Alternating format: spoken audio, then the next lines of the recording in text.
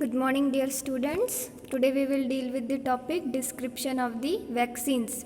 Previously, you have studied the National Immunization Schedule, and in that schedule, you have studied the different kinds of vaccines, their doses, routes, and the sites. So, today we will deal with that different kinds of vaccines in the detail. So, let's start the description of the vaccines.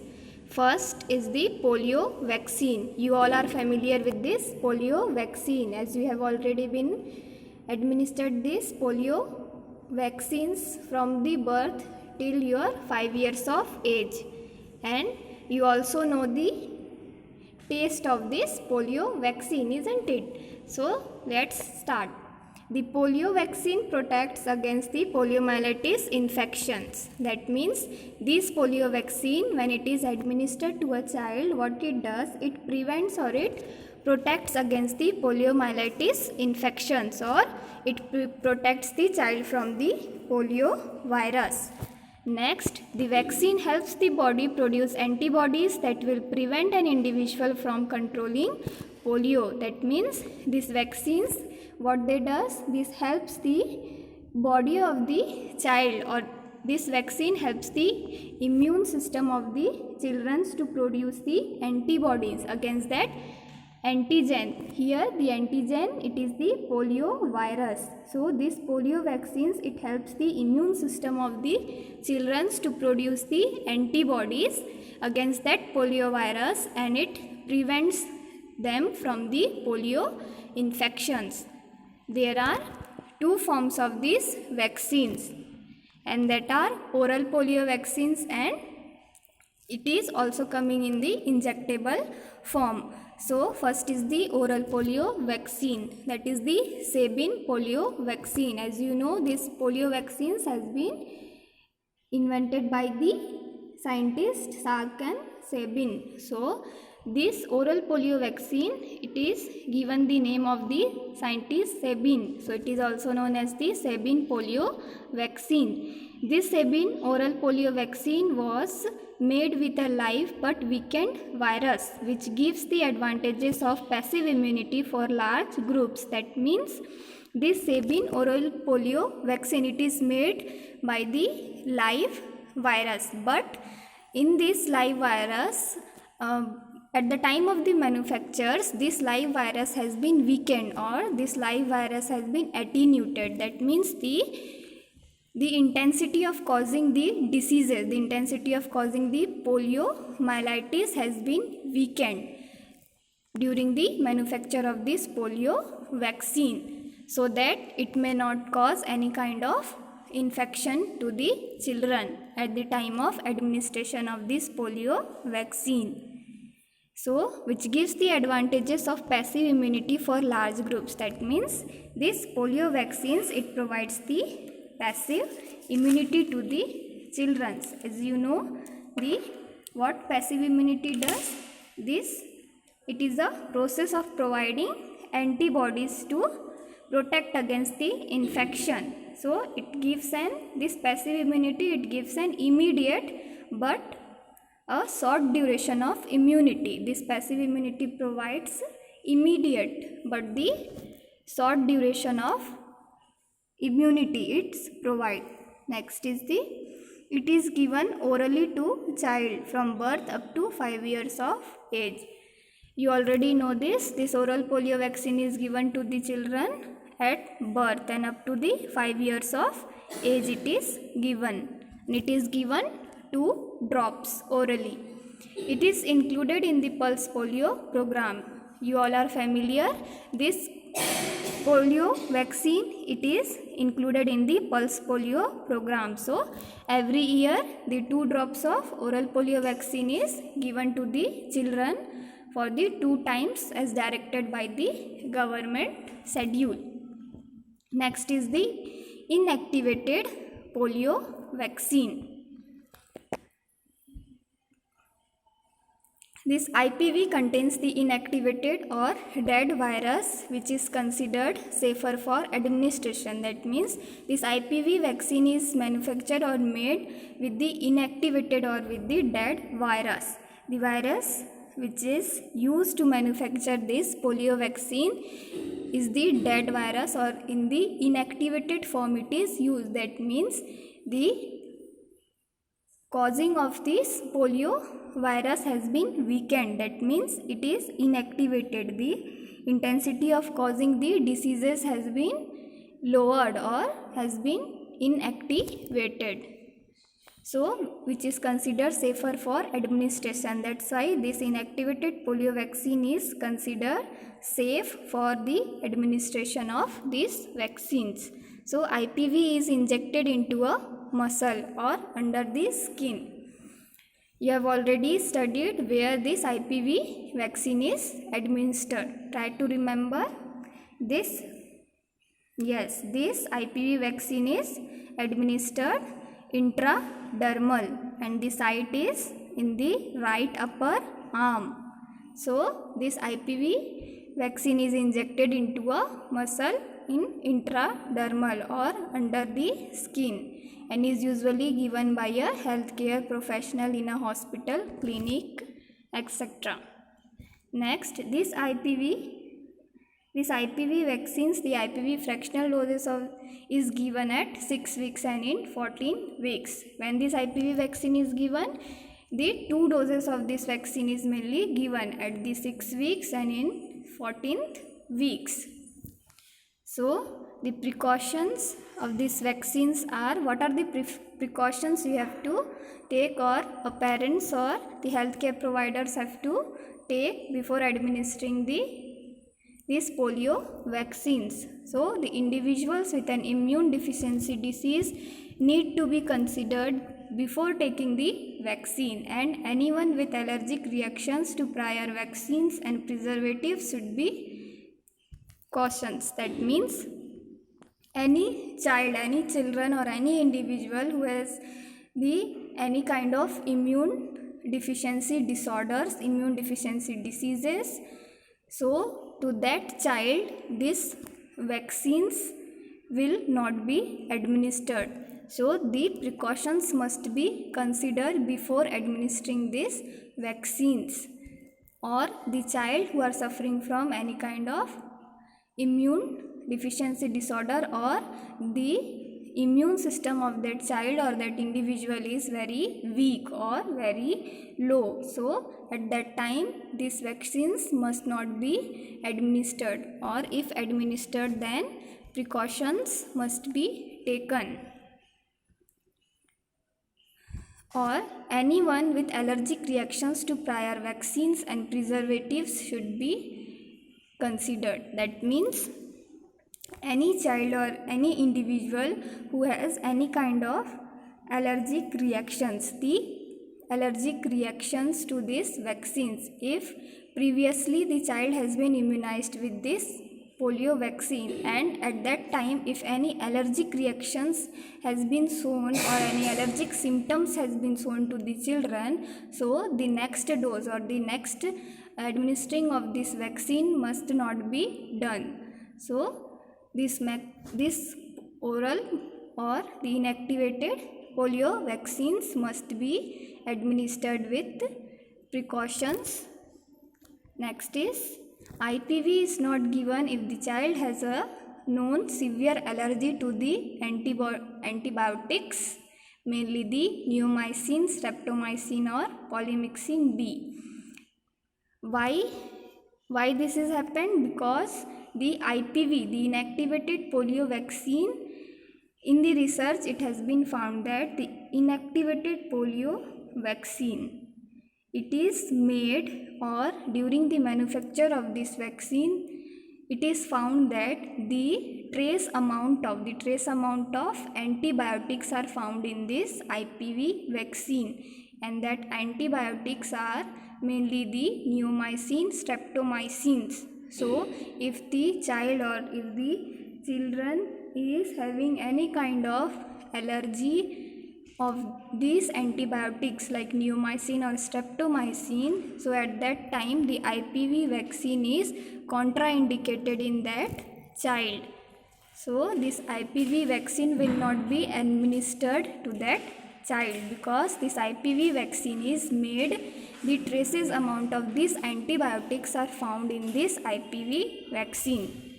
Next is a child who had a life-threatening reaction to a previous IPV should not receive another one. That means if the child has shown any kind of symptoms or any kind of allergic reactions in the first dose, when the child has been administered for the first time and the child has shown any kind of allergic reactions or any kind of symptoms of allergic reaction, so at the second time or at the second dose should not be administered in the child. Next is the side effects. The side effects of these vaccines are the normal side effects, which is not bothering or which is not considered so serious, are the fuzziness. Fuzziness, that means the child is not feeling good in anything, means the child is not attentive or too much crying is there, the child is showing the angry behavior or the temper tantrum, so that behavior is considered as a fuzziness behavior. Next is the decreased appetite, that means the child is not feeling hungry or the child don't want to eat or don't want to take any kind of meal. Next is the low grade fever, and that low grade fever temperature should be 102 degree Fahrenheit or less than this. And the next symptom is the pain or the tenderness at the site of the injection, or swelling may also be there. Fatigue, that means the feeling very tired. And next symptom is the vomiting. So these are the normal sign and symptoms which can be seen in the children who has been administered with this vaccine. Next is the side effects that should be reported as soon as possible are, that means the severe side effects which need some medical attention or it is a medical emergency. So what are that symptoms is the limp, pale or less alert child. If the child is very pale, if the child after the administration of the vaccine is seeing very pale or very less attentive, not responding, so this is the medical emergency. Next is the difficulty in breathing, that is the dyspnea or the shortness of breath or the wheezing sound. If the child is having any difficulty in breathing or the wheezing sound is heard, so it is considered as a medical emergency. Next is the difficulty in swallowing, that means the dysphagia. It is also known as the dysphagia, that means difficulty in swallowing. Next is the high fever, high grade fever, that means the temperature, if the temperature is more than the 103 degree Fahrenheit.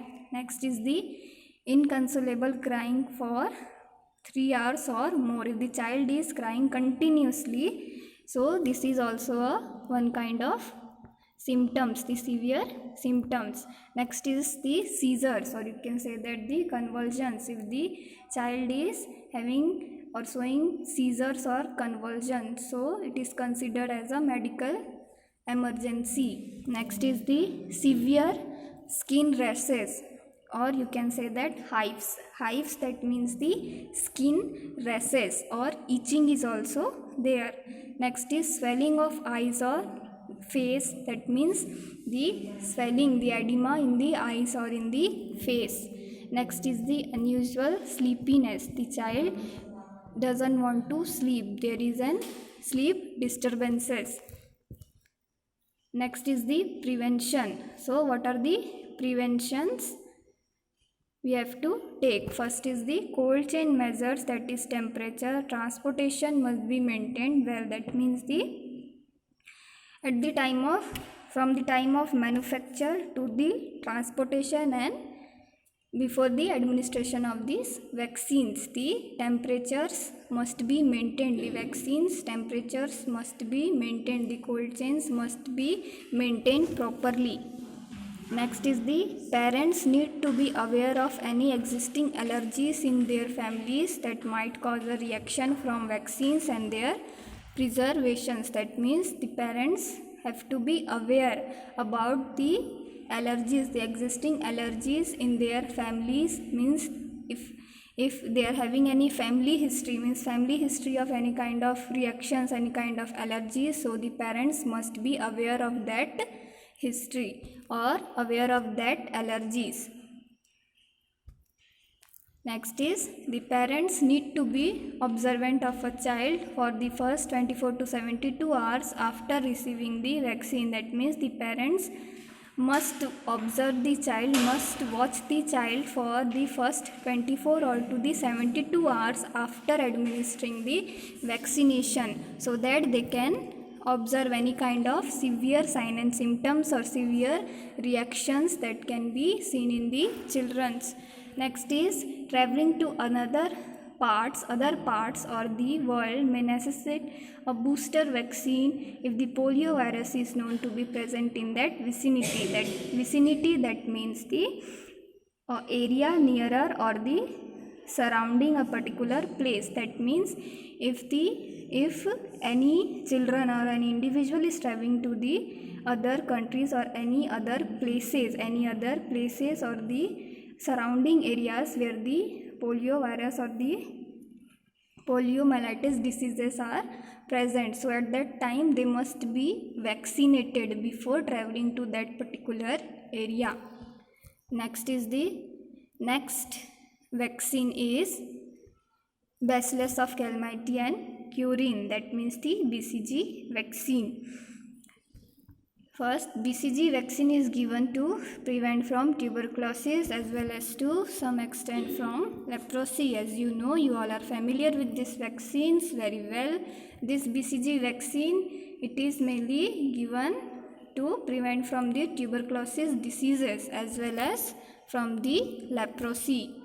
So, the BCG vaccine is prepared from a weakened strain of Mycobacterium bovis. That means how this BCG vaccine is prepared, it is manufactured or prepared from a weakened strain of Mycobacterium bovis. It is a bacteria. The bacteria is the Mycobacterium bovis. Means this bacteria has been weakened, and it is weakened so that it may not produce any kind of infection to the children or to the individual. Next is the BCG is administered at birth. When this BCG is administered, it is administered at birth, and it is administered 0.1 ml on the left arm, and it is given intradermally or as early as possible till 1 year of age, and it is given 0.05 ml on the same site. At the birth it is given 0.1 ml, and you can administer this vaccine till the 1 year of age.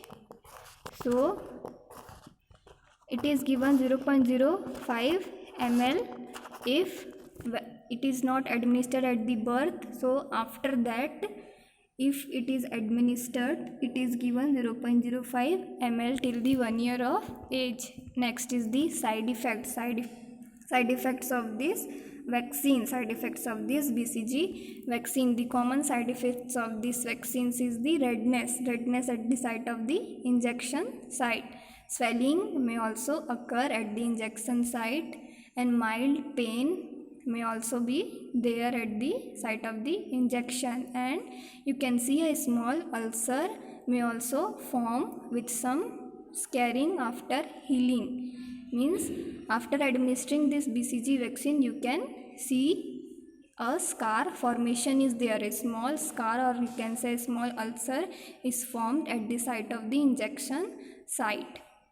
Next is the low grade fever. Sometimes the child may suffer from a low grade fever. Next is these are the common symptoms. These are the common signs and symptoms of these vaccines, but the adverse or the severe side effects are also there. So what are the adverse effects? First is the high grade fever. If the child is suffering from a high grade fever, that means the temperature is above 103 degree Fahrenheit, and the child may also suffer from difficulty in breathing. That means the dyspnea. Next is the vomiting or the jaundice. If the child is suffering from a vomiting or a excessive vomiting or a jaundice. Next is swelling in the eyes, throat and face. Swelling may also be seen at the site of the eyes, throat and the face, and lower back pain may also be there. Next is the difficulty in sometimes difficulty in vision, sensitivity to light may also be seen in the child.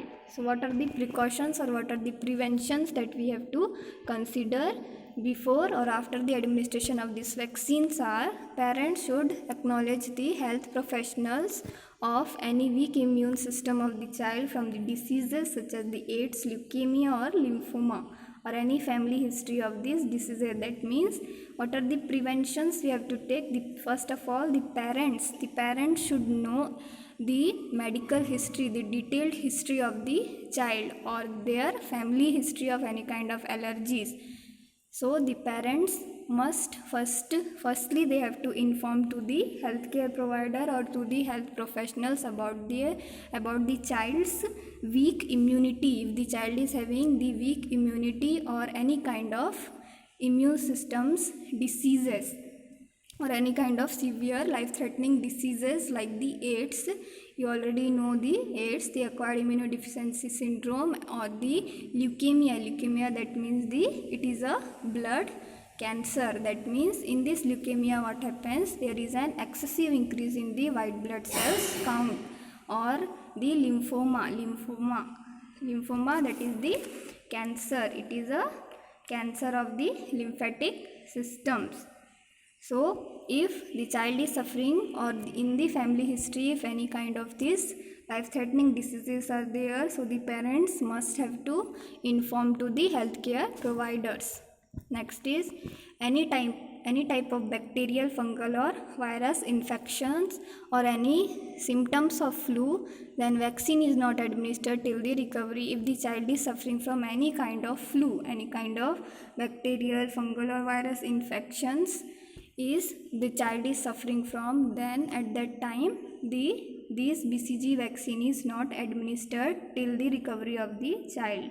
When the child will recover from these symptoms of the flu, at that time this vaccine will be administered, but before that this vaccine will not be administered. Next is any type of hyperbilirubinemia is contraindicated in vaccination. Hyperbilirubinemia, that means the excessive increase in the bilirubin level. You can also consider it as a jaundice in the children's. Next vaccine is the hepatitis B vaccine. Hepatitis B vaccine is a conjugated vaccine. You have already studied the types of vaccines. This is the conjugated vaccine. That means a special part is considered in the manufacture of these types of vaccines, like the protein or the capsid part. Next is hepatitis B vaccine can prevent hepatitis B, which is a liver disease that can cause mild illness lasting a few weeks, or it can lead to a serious lifelong illness. That means this, you already know this hepatitis B, it is a liver disease. This hepatitis B virus, it affects the liver and it causes a liver disease. So it is a life-threatening or a lifelong illness. Next is the hepatitis B vaccine is usually given as 2, 3 or the 4 shots. That means this hepatitis B vaccine, the dose of these vaccines may be 2, 3 or the 4 doses it is given. In the infants, remember where this hepatitis B vaccine is given means the root and the site. Try to remember, you have already studied this.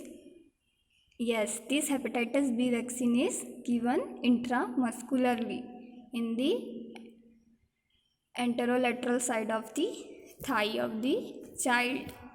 Next, the infants get their first dose of hepatitis B vaccine at birth, and this hepatitis B vaccine is given at the birth, and we can administer this vaccine up to the age of 6 months of age also. Next is the children and adolescents younger than 9 years of age who have not the vaccine is received.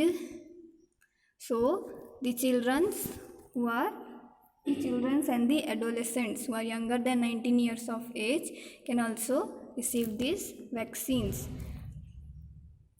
Next is the hepatitis B vaccine is usually given. The dose of this vaccine is 0.5 ml and it is given within the 24 hours of the birth. And intramuscularly it is given at the anterolateral side of the mid thigh. So what are the side effects? So let's study what are the side effects of this hepatitis B vaccine. So in this vaccine, the common side effects are the low-grade fever, soreness where the shot is given. That means soreness, that means the pain or the stiffness felt at the site of the injection site. The pain or the stiffness, it is felt at the injection site. And redness is also seen at the injection site, and swelling may sometimes occur at the injection site. So see, these are the common side effects. Next is the adverse effects. What are the adverse effects? Mainly the high grade fever, swelling of the face, eye and the throat, difficulty in breathing and fast heartbeat. Dizziness may also be there and the child may feel fainting. So these are the adverse effects. Next are the precautions or the prevention. What are the preventions or precautions we must take before the administration of this hepatitis B vaccine? So hepatitis B vaccine is contraindicated in any severe allergic reaction such as anaphylaxis after a previous dose of any hepatitis B vaccine, or the children allergic with yeast hypersensitivity. That means if a child has been administered, the first dose of the hepatitis B vaccine is administered to a child, and after that the child is showing the severe exaggerated reactions to that administered vaccine, the hepatitis B vaccine. If the first dose is administered to the child and after the administration of this first dose, if the child is showing the severe exaggerated reactions, so at that time that severe reactions that is shown from the child, that is known as the hypersensitivity reaction.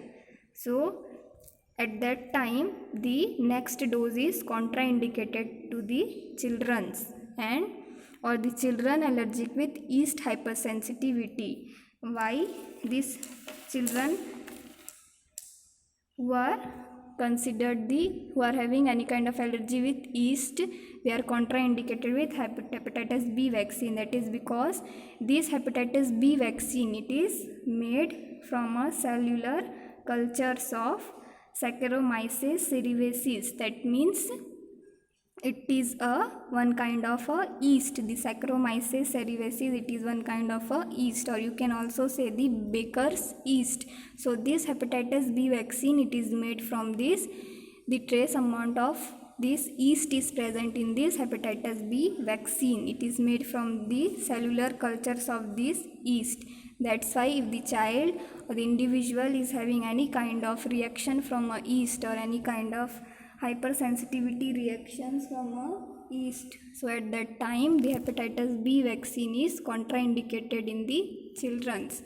Next is the child going through any medication or admitted in an ICU for serious illness, or after the birth if the child is admitted to an ICU for any kind of severe or life-threatening illness like the jaundice, flu or low birth weight or any kind of the life-threatening illness and admitted in the NICU and going through any kind of medication, at that time these vaccines are contraindicated. Next is child suffering from hyperbilirubinemia. That means if the child is having the jaundice, at that time also the child is contraindicated to this hepatitis B vaccine. So I hope you all have understood this description of these three vaccines. First is what we have studied, the polio vaccines. Next what we have studied, the BCG vaccine, the Bacillus of Calmette guerin, which is given for the prevention from the tuberculosis and leprosy. And the third we have studied about the hepatitis B vaccines. It prevents or it protects us from the hepatitis B virus. Thank you.